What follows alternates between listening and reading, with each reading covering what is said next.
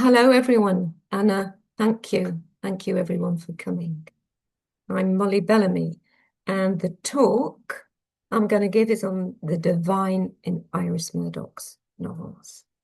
And I'm going to present the talk as a paper, which I will read or with breaks, because I think it's the best use of the time. It's a bit dry, and I've got good visuals though, so let me begin. And I'm going to talk first about the historical moment into which Iris Murdoch was born, not to periodize her work, but to bear in mind those political, social, philosophical conditions through which her work and those of her peers emerged. And also because I think that the intellectual climate of those interwar years really shaped her work, kind of, gave her an orienting idea for her novel writing, as something that she takes issue with this thing thematically in her novels and textually, and it is an idea. And the idea is what she calls the hero at the center of every modern novel. So let me unpack that a bit. But what I want to do is explore that, how she subverts this figure, this subject of a worldview, which she calls the hero at the center of every modern novel with recourse to the divine.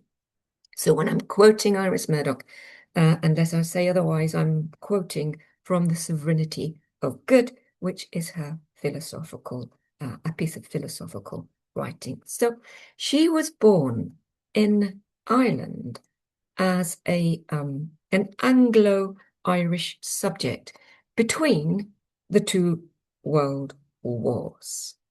And those interyear wars were turbulent with severe inflation and mass unemployment and so on. Between those years throughout the 20s and throughout Europe, what we used to call Europe then. And these three writers, these three books, frame the moment of those interwar years. In a biography of Simone Weil by David McClellan, we get a picture of those years. Simone Weil was part of a generation with Simone de Beauvoir, with Sartre and Camus, who were 10 years older as a generation than Iris Murdoch. And David McClellan paints a picture of France in the 1930s, threatened by fascism, with the rise of Hitler in Germany and the outbreak of the Spanish Civil War. Simone Weil, who's worked in the factories in the 1930s, writes as part of a left-wing young intelligentsia with a mission about the oppressiveness of these new technologies in the factories that reduce human beings to the status of machines. And we recognize it because it is the American Taylorist approach that was also happening in Britain, part of a new British industrial discourse. So this climate was anti-capitalist. It was anti-materialist, anti-determinist, and it combined with a revolt against the values of the old order. And it questioned those 19th century narratives of progress and enlightenment and liberalism. And this was part of a left bank intellectual climate that was being assimilated by Simone Weil and her peers. In Germany, meanwhile, this beautiful book shows us the pressures of reparation placed on Germany after the First World War and how they were especially hard. And the Communist Manifesto, says Arthur Koestler, retrospectively, was also challenging those same ideas, ideals of family, class, patriarchy, bourgeois, morality, in a way, he says, that was intoxicating in 1930s Germany. One joined the party so as not to be aligned with Hitler or Chamberlain, says Koestler. Culturally, then, Terry Eagleton paints a picture of an assault being made through the movement that we call modernism. Against what? Against classical realism and its 19th century foundations of stability.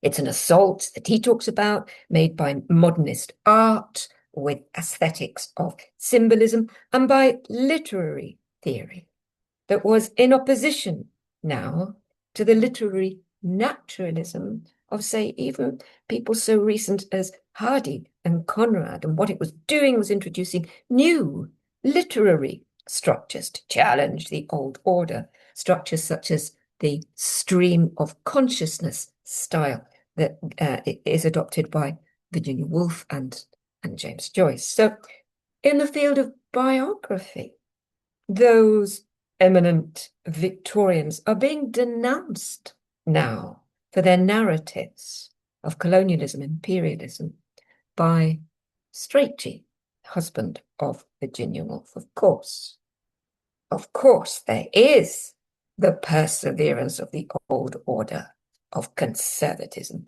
And it was evident, says Mayer, in a form of, and I quote, a steel frame of aristocratic elements that continued to rule the roost via a classe dirigente. This is the classe that Simone Weil takes issue with. So these three authors present, with their books, very comprehensive cross-sectional perspective of the zeitgeist of those interwar years, a zeitgeist that impacts on Iris Murdoch, who at the age of 20 goes to Oxford. And at Oxford, she encounters again the new and the old. There, the new focus from the British Analytic School of Philosophy was engaging with a logical analysis of language after Bertrand Russell. And this new movement was rejecting the old order of philosophy that dealt with metaphysics, and the Platonic tradition is just such an example. And this logical analysis of language, of science, became known as logical positivism. And the old, the dimension of the old that she encountered, was in just how closely the logical positivist ethics were heirs to an early Enlightenment episteme of Lockean empiricism that was rooted similarly in scientific method, reason, and facticity. The point in her book, The Sovereignty of Good, Iris Murdoch takes issue with this logical positivist thesis that separates fact from value in matters of what? In matters of cognition, in matters of making a knowledge claim. And the thesis, known famously as the fact-value dichotomy, because it resonated, the thesis states that facts are valid criteria for rational argument, whilst values lie outside the scope of rational argument. In other words, this thesis, this doctrine, relegates values to the sphere of the subjective, to the sphere of subjectivity. And Iris Murdoch sees this logic as inscribing a particular worldview, but a particular kind of subject, a subject as rational, stable, self-identical, self-conscious, a construal conceived through a patriarchal and a secular lens. And in her work, The Sovereignty of Good, she takes issue with specifically Messrs.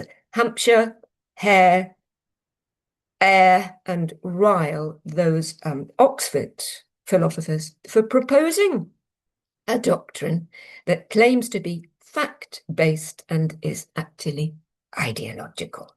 This rational, stable, self-identical, self-conscious male subject is, she claims critically, the hero that she's talking about at the center of every modern novel.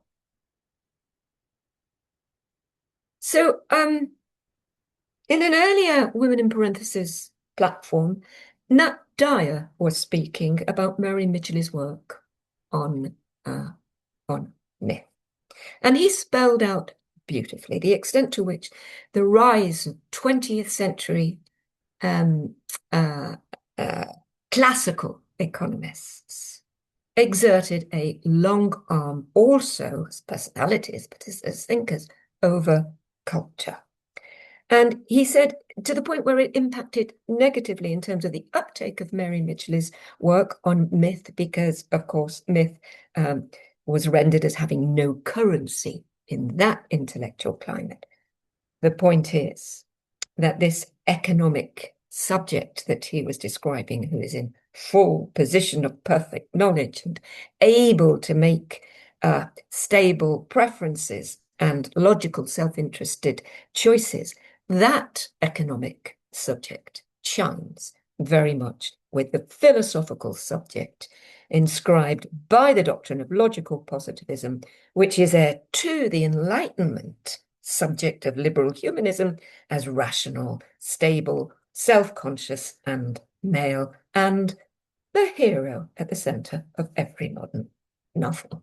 So it is this gentlemanly gaze of the subject that she's taking issue with, construed cumulatively by 17th century virtuosi at the Royal Society, by neoclassical, neoliberal economists at the Chicago School, and by the Oxford philosophers.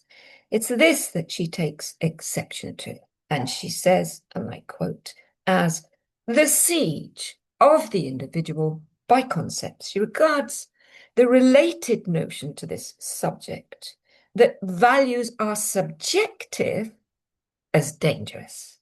And she says, I quote, a smart set of ideas may be the most efficient instrument of corruption.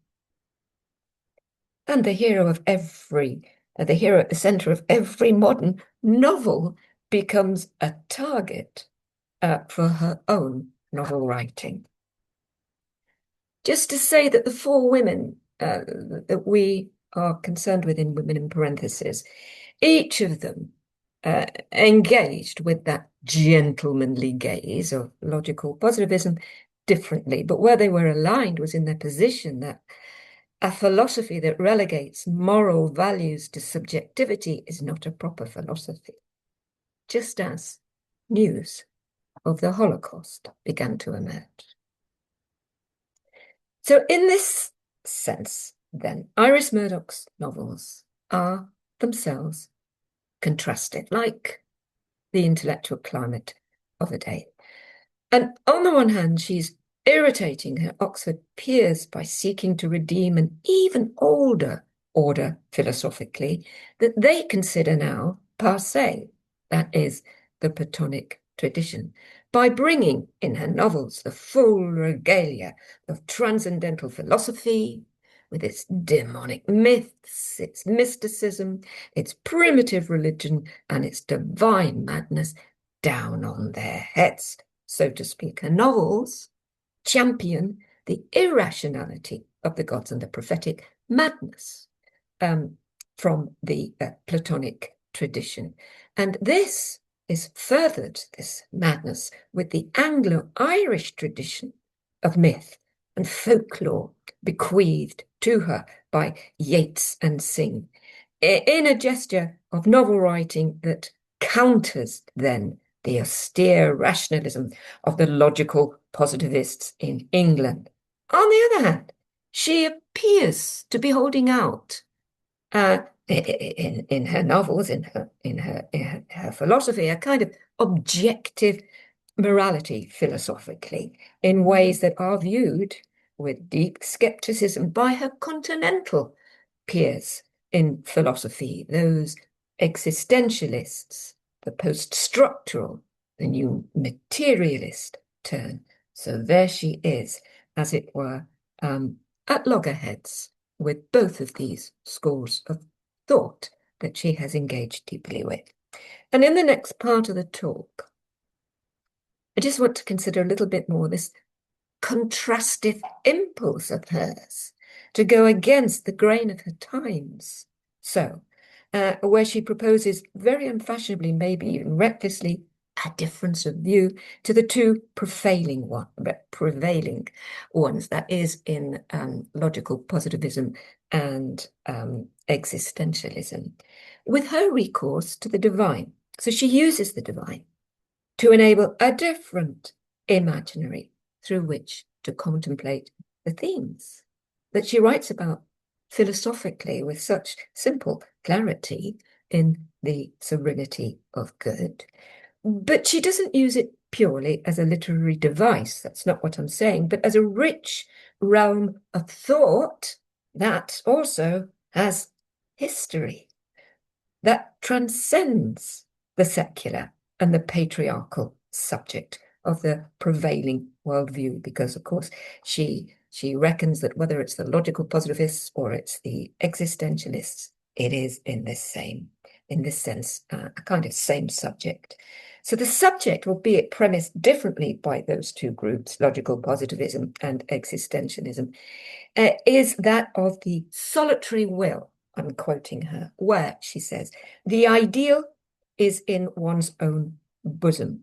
And she sees it as self-referential to self-interested. And this she sees as the hero that we get at the center of every modern novel. And she's calling for a necessary external frame of reference for an objective morality with recourse to the divine.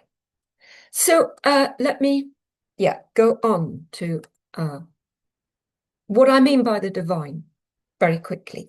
Clearly, I'm talking about her novels, but and she does cover everything. So I'm talking about the way in which the deities of the cosmic order, those mundane gods that are germane to a Platonic tradition, are part of her novels.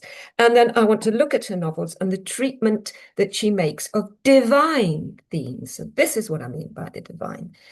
She talks about divine themes in terms of love in one novel, in terms of soul work in another novel, in terms of attention. That's sort of almost a kind of prayer idea that she takes from Simone Weil.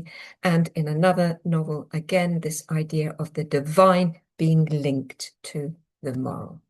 So her novels are populated by a multiplicity of mundane gods, and they weave in and out of the lives of their characters with natural seemingness in the dialogue, popping into the characters' heads with monitions or inspirations, as was, in fact, the belief in the times of an ancient national religion of Greece.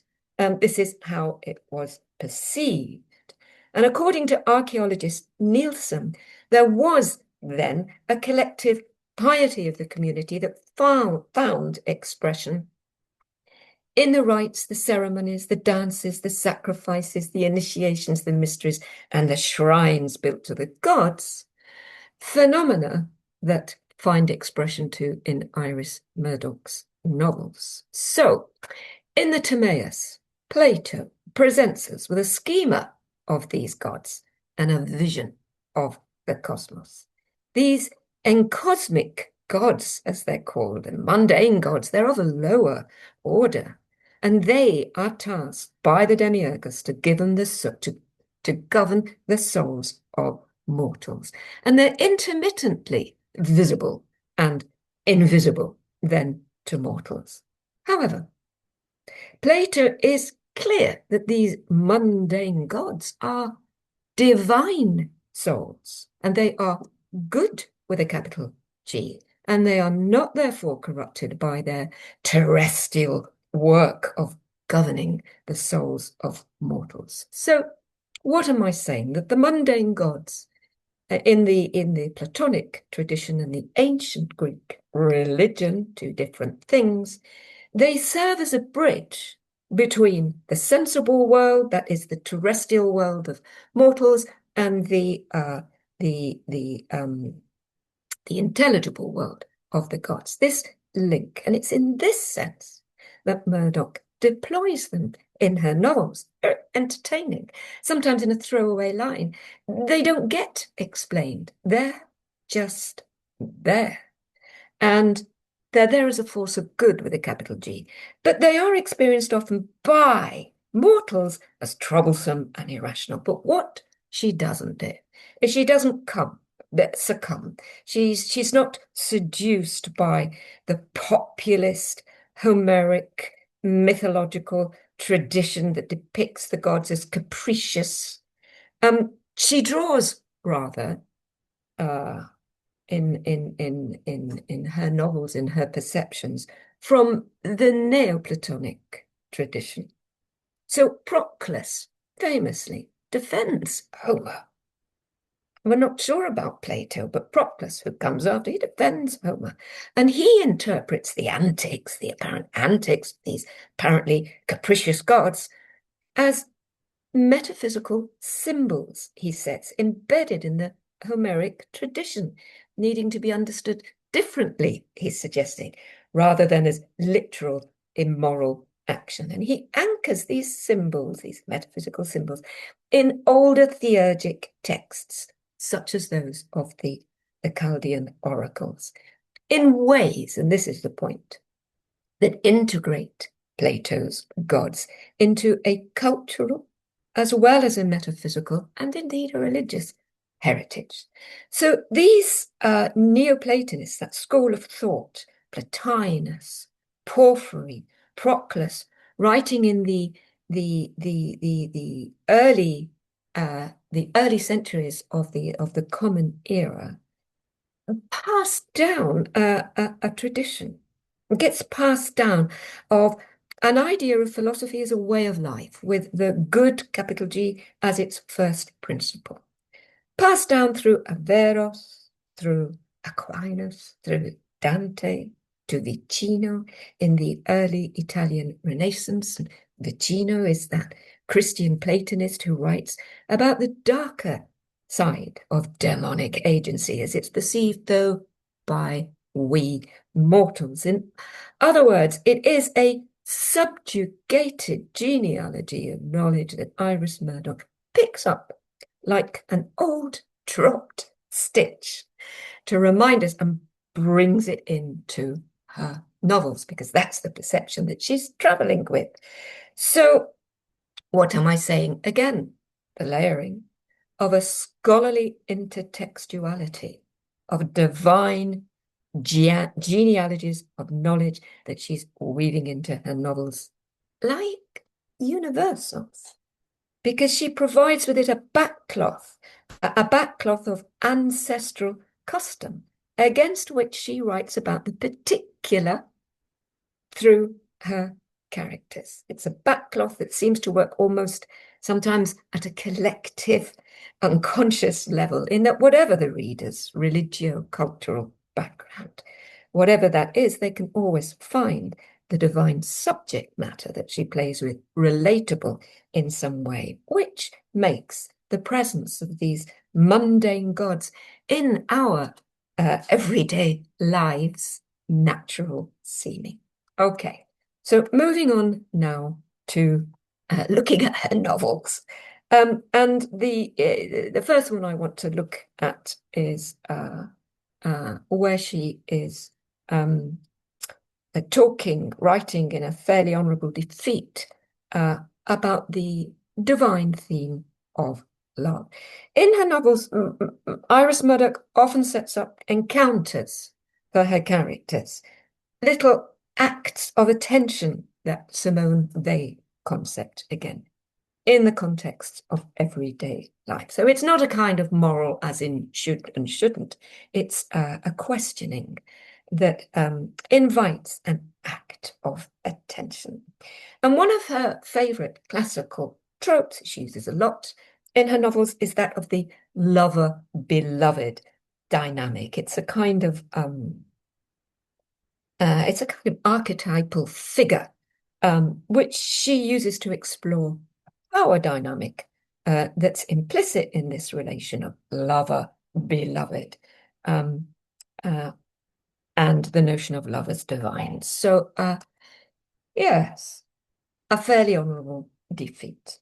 So, in the novel, she presents two characters, Morgan, who's about 30, Peter, who's about 20, and who is Morgan's nephew and is in love with his young aunt. And in the novel, Morgan and Peter stop their car journey by a glade on a beautiful day, and the moment is ripe for lovemaking in this holy spot. So the scene then depicts a struggle in Morgan to choose between responsible love as aunt and illicit love, desiring to make love with her nephew. And Murdoch's depiction of nature, meanwhile, during this section of the chapter, acts as a kind of stage lighting to show the animism of this holy spot, divine presence, and in effect encounters the presence of Pan, god Pan or Hermes, who are father to the nymphs. And this is felt by Morgan, the character, in the form of a spiritual experience or a kind of revelation. So Murdoch's scene then replicates a scene from Plato's Phaedrus, in which a dialogue takes place in just such a holy spot between Socrates and Phaedrus. "By hero, what a lovely secluded spot," says Socrates to Phaedrus, and claims that the riverside nymph gods there have been exerting power over him. So the Phaedrus is a dialogue by Plato about the nature of love, eros, divine love, divine madness, and that struggle between the two parts of the human soul, arete, the rational and the irrational. And Socrates tells Phaedrus a story in which two men are in love with one another, and the lover of the couple is older, and he has the interests of his beloved at heart, and they desire one another. But the older man reflects and decides to think of their love as friendship only. The theme then is retold in the same dialogue in the form of a myth about two parts of the human soul through that very famous metaphor of the charioteer, symbolizing reason, and the two horses. And the charioteer is steering these two horses, one good, one noble, and one wild, to explain the struggle between desire and reason. And it is Plato's way, in effect, to treat a nodal idea through multiple approaches, even in the same dialogue. So he'll do it via the dialectic, or through myth, or through religious ritual, for example, in ways that layer and juxtapose the main idea for, I imagine, contemplation. Murdoch's novel presents the same story. She presents it in terms of a power dynamic that's integral to the lover-beloved dynamic as a moral dilemma.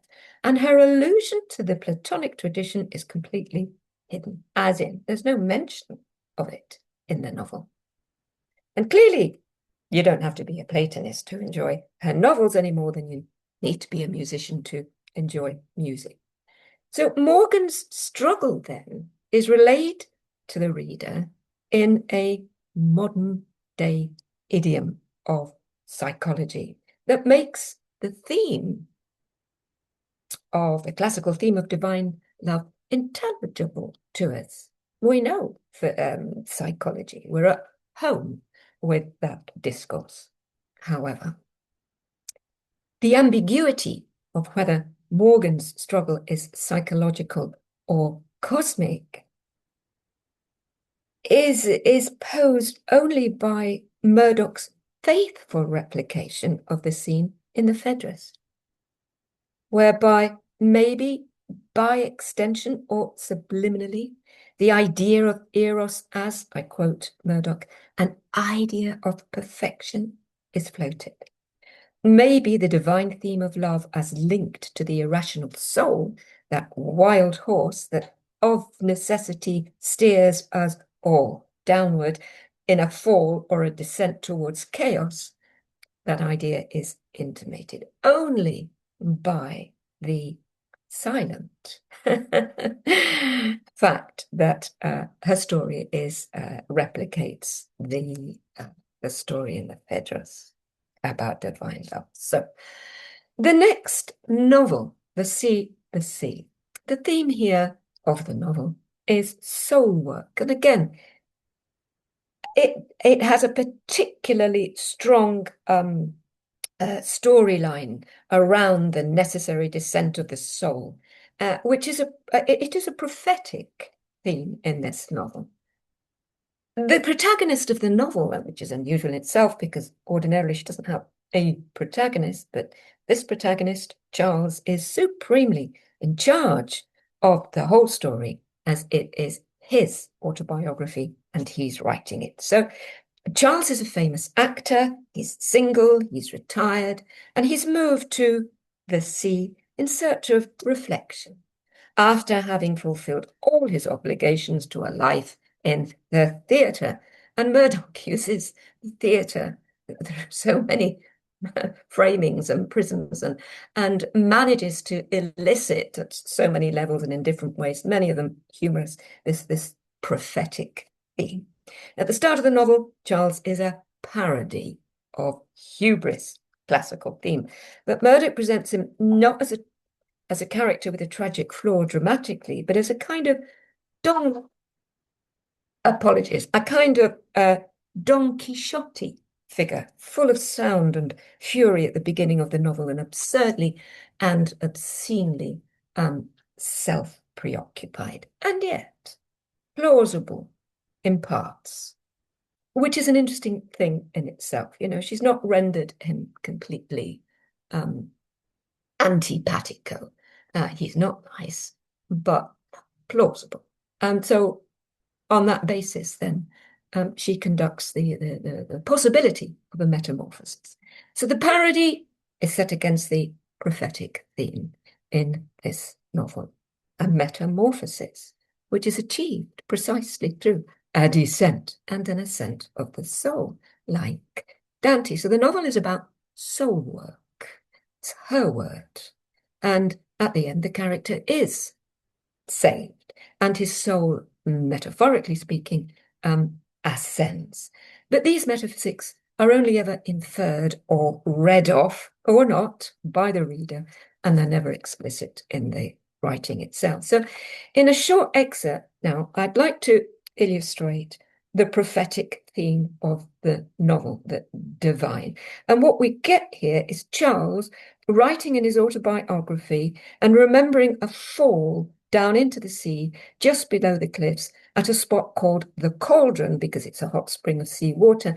And he's remembering for the first time the sea serpent that he saw whilst he believed he was drowning. But now I could recall the black coiling thing very close, reared over me and quite unmistakable in the dim light, its head and neck for a moment outlined against the sky. I saw in memory its green, luminous eyes. The sight lasted for seconds, perhaps a second, but it had been clear and not to be doubted. Then, after that second had come the blow on the head. So what is she doing and why?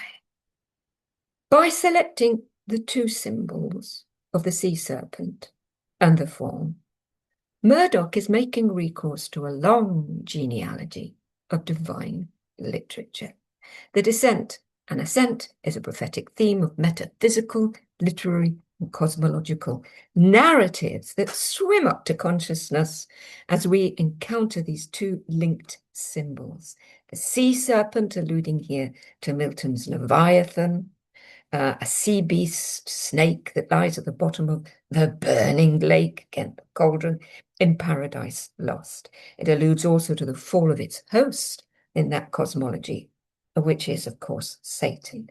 It's evoking at the same time the sea serpent as a symbol of the Christian fall.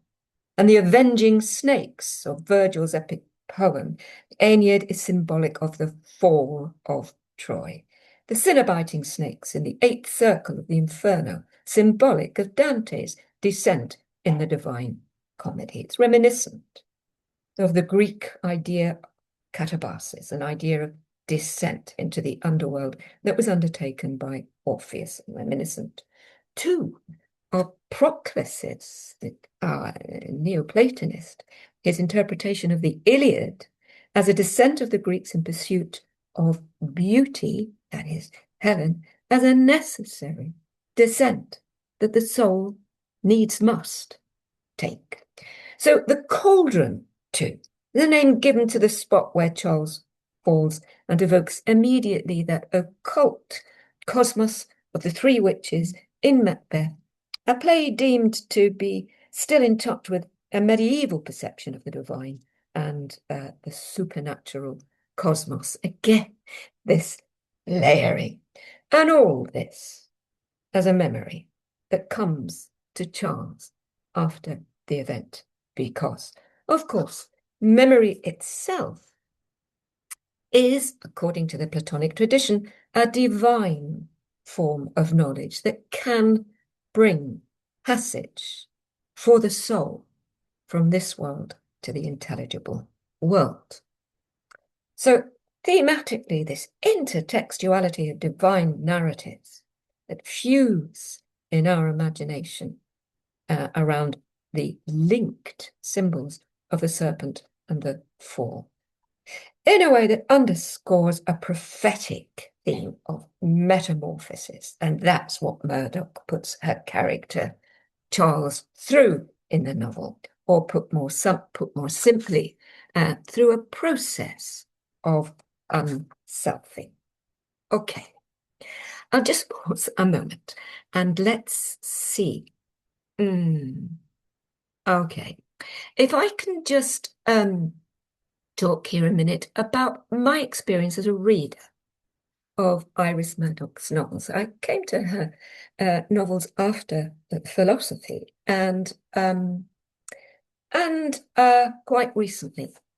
And the first novel I read was The Bell, and it is a novel that opens with the character Dora, and indeed ends with the character Dora. And one thinks that has to be significant because we know, as readers, we've been trained to know that authors are very careful about their endings. So I read the book, and although Dora is likable enough as a character, I couldn't quite latch on to her, couldn't identify with her in the way that you would with Dorothea in Middlemarch or Mrs. Dalloway.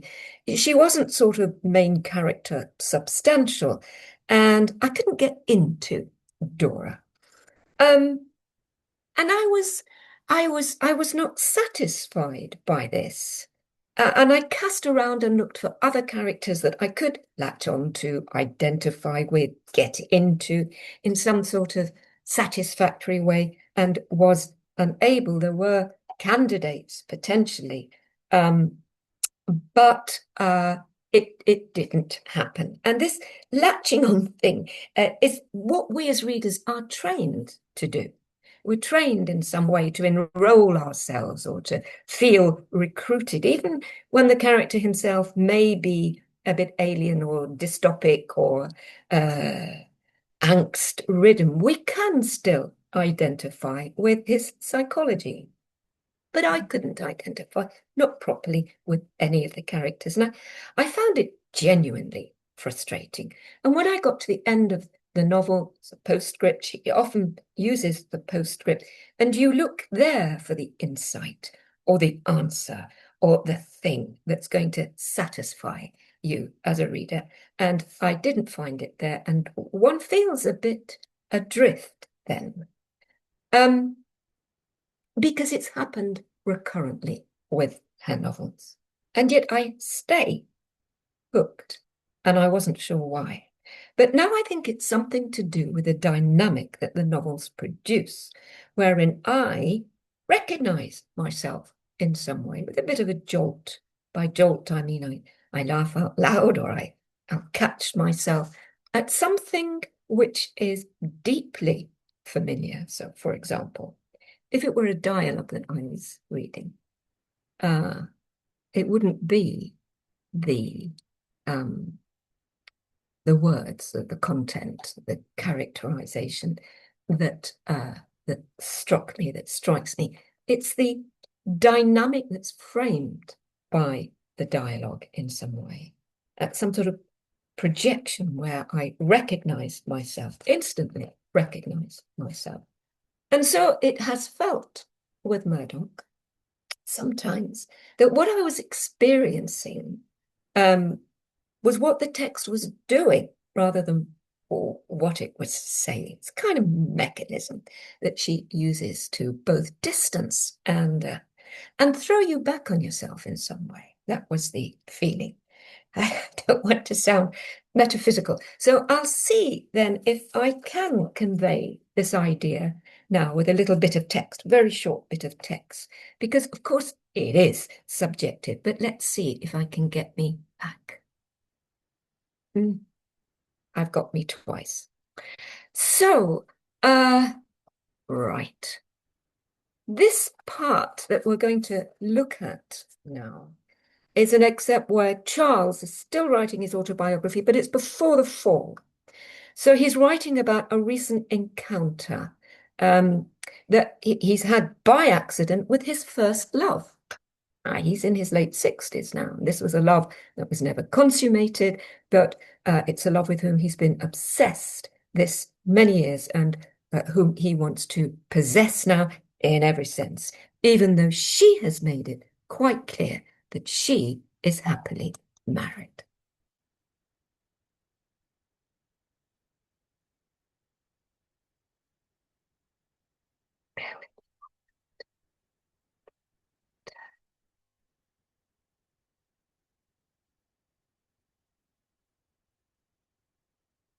Okay, excuse me. So here we go. Okay.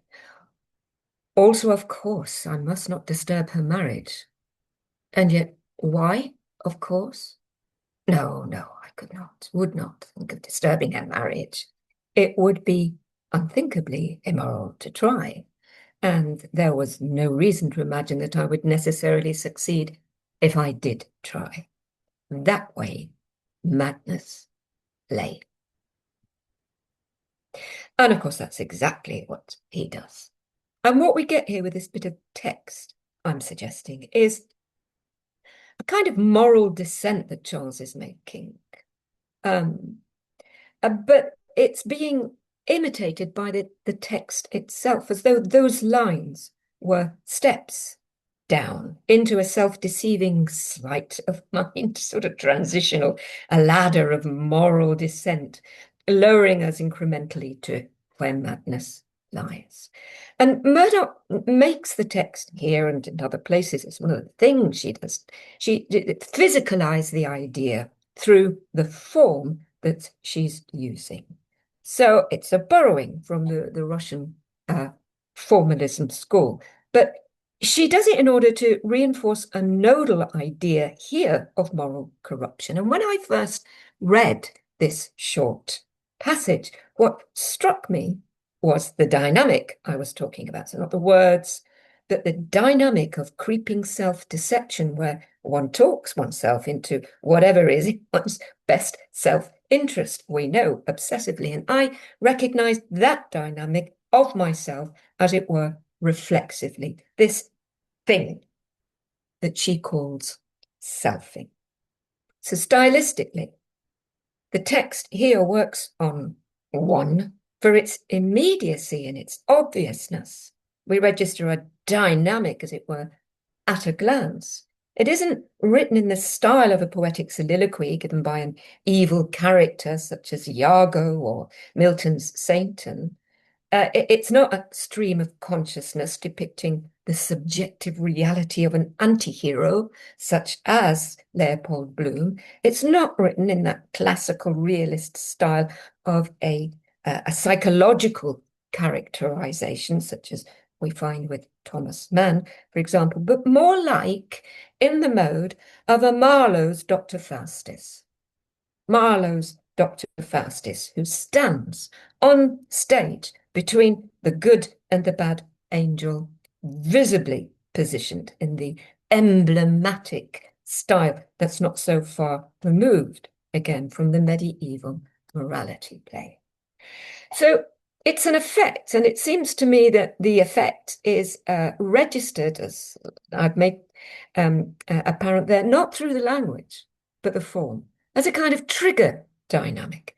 And she enables this to happen through her recourse to the parodic style that portrays Charles in the novel as irrational, unstable, caricature of himself, now malign, now obsessed, now repentant, always larger than life, always scheming, an egoist. So Charles, then, is not the hero at the centre of every modern novel, but a parody of one. And it's this that prevents our identifying with him. It prevents, as Althusser or Brecht would say, our, as reader, becoming interpolated by the ideological stance of the author or the character. So I think the tradition that Murdoch is drawing on to achieve this effect, the from dung effect as it's called elsewhere, is a theatrical tradition of parody, an English theatrical tradition of parody. And it calls up, again, the pantomime, the musical, the melodrama, the Punch and Judy show, the morality play. It's a popular tradition. It's not an intellectual one, where we see the vice on display at a glance. So we maybe recognize the good and bad angel on our own stage, as it were, reflexively, through this textual trigger that she uses of a moral descent. One more. The theme here is the way in which the divine and the moral is linked. So in this excerpt, I want to talk about, again, a previous platform where Professor Lawrence Bloom relayed a friendly criticism made against Iris Murdoch as a moral philosophy by a moral philosopher who was Bernard Williams. Williams had argued that Murdoch gave more weighting in her philosophy to the psychological or the particularistic rather than to the broader social perspective, or, as I understood it, more interrelational perspective. And it seemed to me that her novels tell a different story. So I wanted just to present this last scenario with a view to looking at the social or the sociological and how that relates to the divine being linked to the moral. And I'm going to take a shortcut here because it's quicker to show you a sketch rather than do a whole reading of the passage. So I'll just read a bit of the passage, but it's a scene from An Honourable Defeat again, where one character, Simon, aged about 30 and homosexual, has entered a Chinese restaurant and is waiting for his three friends to join him. So I put the text literally into AI, and this is what it brought me. Whilst Simon is waiting for his friends to arrive in the Chinese restaurant, he sees violence enacted against a black man in the restaurant in front of him by 5 burly youth. The black man is bleeding and there is no one else around. She writes, Simon rose to his feet. He felt near to fainting. Cold anger kept him conscious and kept him upright. His trembling legs functioned. He walked over to the group, who turned their heads lazily towards him. The man behind the chair did not release his victim. Stop that, said Simon. You can't do that. He was almost too breathless with fear and anger to be able to speak properly. He noticed that the two youths nearest to him were armed, one with a piece of iron piping and the other with a bicycle chain. "We're doing it," said the leader of the group. He still had his fist pressed onto the Jamaican's face, forcing their head back. "Any objections?" "You stop," said Simon, gasping for breath. "Look who's here," said another of them. "A fucking queer. Listen to his squeaky little voice." "You want those pretty looks spoiled, mister," said the youth with the bicycle chain. "We don't like poos.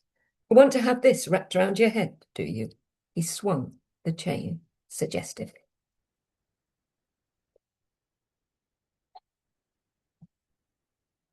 So, clearly the scenario is a social story. And the line, "Want those pretty looks spoiled, mister," highlights an idiom of entrenched social attitudes towards homosexuals at the time. And Simon's stance here is clearly relational to the victim, to the bullies, and to socially embedded racism.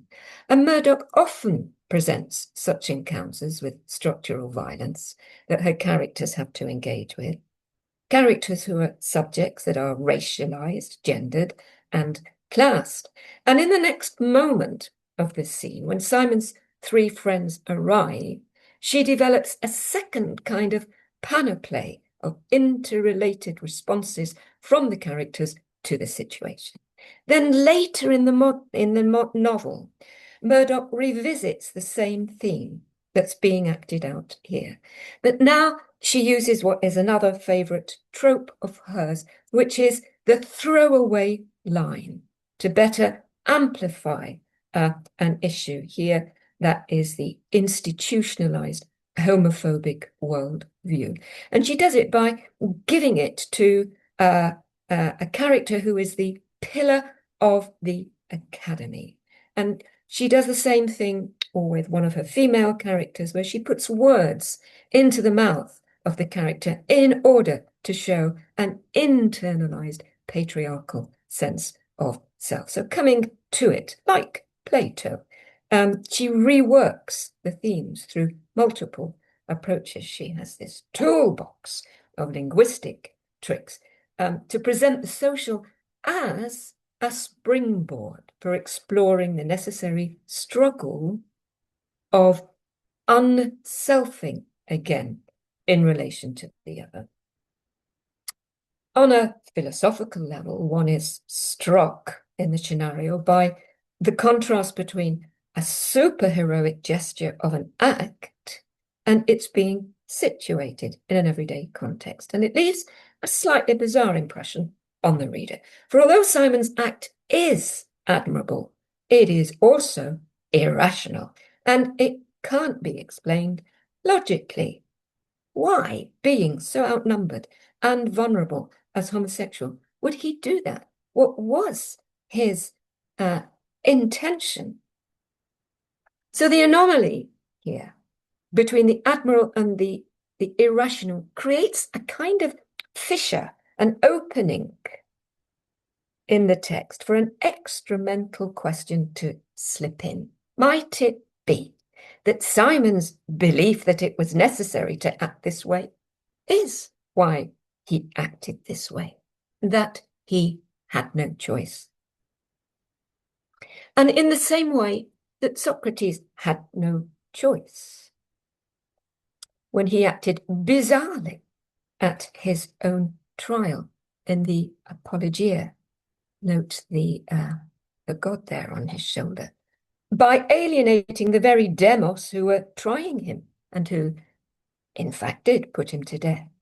Or maybe again with Socrates in the Crito, when Socrates is asked, why won't you consent to escaping from prison? And replies, then, Crito, let it be, and let us act this way, since this is the way that God is leading us. In other words, Iris Murdoch's fissure that will not resolve logically makes us, as readers, cast around and invert the choice question from why did he make that choice to he had no choice.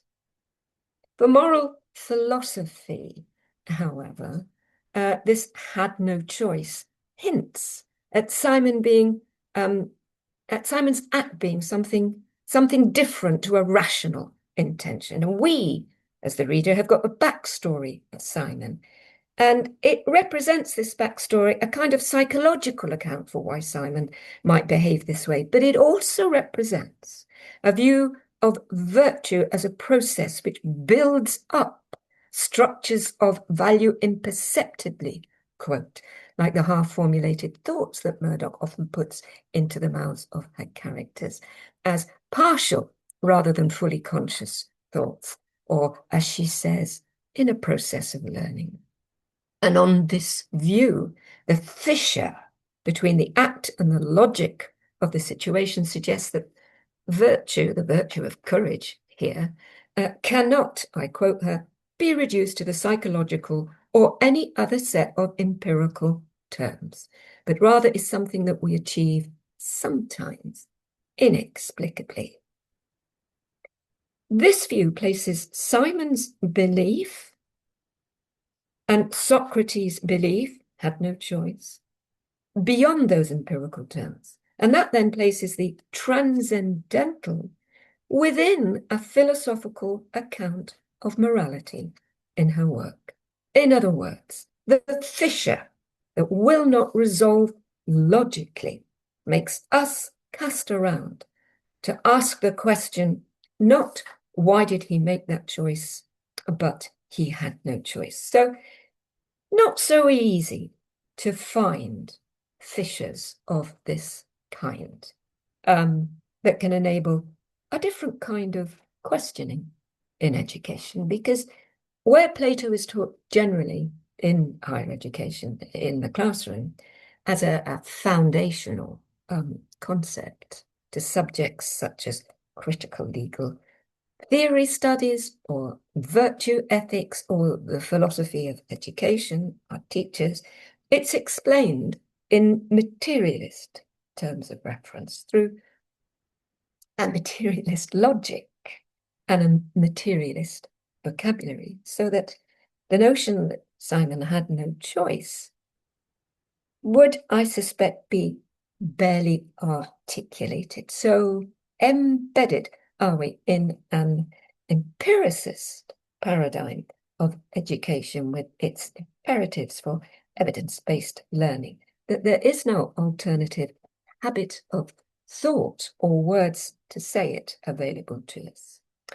And in terms of the criticism made by Bernard Williams of Murdoch's philosophy lacking a social relational character, her novel writings show the social as foundational to her moral thought. Of course, philosophy, literature, and education are different disciplines, but need the sayable be different? In the novels, Iris Murdoch presents a short organum of techniques, such as the encounter, the dialogue, language techniques, the textual trigger, genealogy of subjugated knowledges of the divine as tools, as a kind of technique or method for enabling a difference of view. Or as Simone Weil calls it, for bringing prayer-like attention to bear that links the divine and the moral. My conclusion. In terms of the writer herself, I think the scholarliness with which she imbues her novels is in itself a kind of intellectual virtue, and her capacity to give attention to the novel writing can perhaps be understood in the same way as the Talmudic tradition of study is, or the Jesuit tradition of spiritual exercises, as a kind of spiritual value.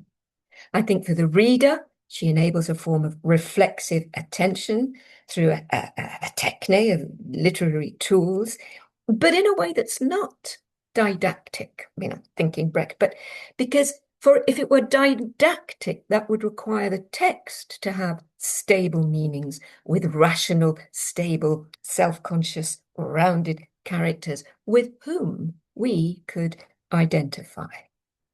Seems that reflexive attention is more of an effect, something that the reader registers, if at all, in her own way, as a kind of fellow traveller. And in this sense, her novel writing invites a different kind of subject position for the reader to the one interpolated by the hero at the centre of every modern novel. And lastly, in terms of an aesthetic that we might draw from her novel writing, certainly she makes the Platonic tradition intelligible to the modern day reader through this idiom of unselfing, which is very relatable. And selfing doesn't comprise a theory of rules and ethical principles so much as a simple and memorable ideal that carries huge appeal at a popular level as a personal and moral code of behavior. Her novel writing follows a transcendental trajectory philosophically, in the sense that Levinas intends infinite obligation or moral perfectionism as a kind of transcendental. And hers aspires to the good with a capital G, which is where Iris Murdoch links the divine to the moral in a now you see it, now you don't kind of way, like the mundane gods. Okay.